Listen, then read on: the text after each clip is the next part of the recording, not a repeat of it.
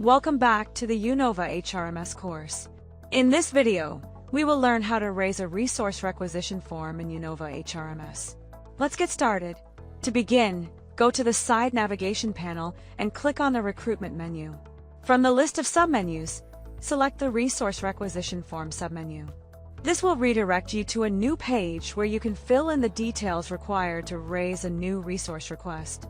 Start by entering the essential job-related details. First, select the hiring manager responsible for the requirement.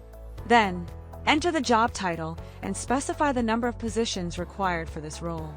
Next, select the end date, which defines how long the requisition will remain active.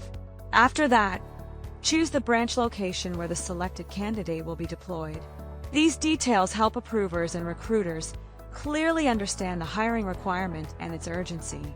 Scroll down to enter a detailed job description explaining the responsibilities and expectations for the role. Then, mention the primary skills required for the position. You should also enter the educational qualifications and the years of experience expected from applicants. If there is any gender preference, select it in the preferred gender field. Specify the maximum notice period in months that can be accepted and mention the maximum salary budgeted for the role. If you have any supporting documents, such as job specifications or approval documents, you can upload them in the attachment section. Next, select the type of requisition. Choose whether it is a new position or a replacement.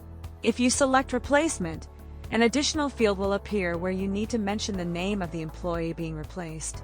This ensures clarity and proper headcount tracking. Once all the details are filled in accurately, review the entire form carefully to avoid errors. After verifying all the information, click on the Submit button to send the requisition for approval. That's it! You now know how to raise a resource requisition form in uKnowva HRMS. Thank you for watching.